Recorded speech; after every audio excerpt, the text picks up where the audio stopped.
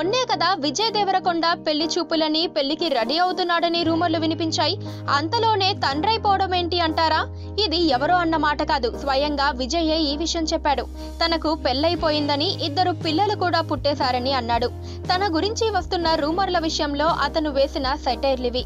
తాను లండన్ వెళ్లి అక్కడి నుంచి ఫ్లైట్ లో ఇండియాకు వచ్చేలోపు తన పెళ్లి గురించి ఇష్టానుసారం రూమర్లు పుట్టించేశారని అతను అన్నాడు. ఇది టూ మచ్ అంటూ అతను సెటైర్లు వేశాడు. తన గురించి వస్తున్న రూమర్లపై అతను ఫేస్బుక్ లో స్పందించాడు. 14 గంటలు ఫ్లైట్ లో ఉంటే ఇండియాలో నా పెళ్లి చేస్తున్నారంట. నా 2 కొడుకులు రమ్మీ డమ్మీ.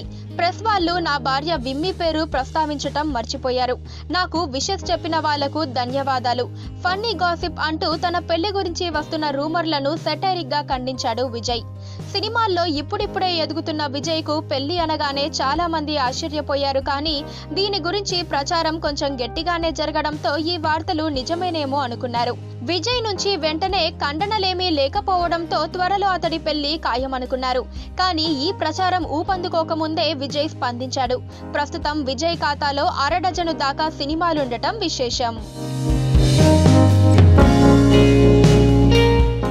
పక్కనే ఒక గంట సింబల్ కనిపిస్తుంది కదా, దాన్ని నొక్కారనుకోండి, మేం చేసే వీడియో అప్డేట్స్, నోటిఫికేషన్స్ అన్నిటితో మీ డివైస్ లో వాలిపోతాం.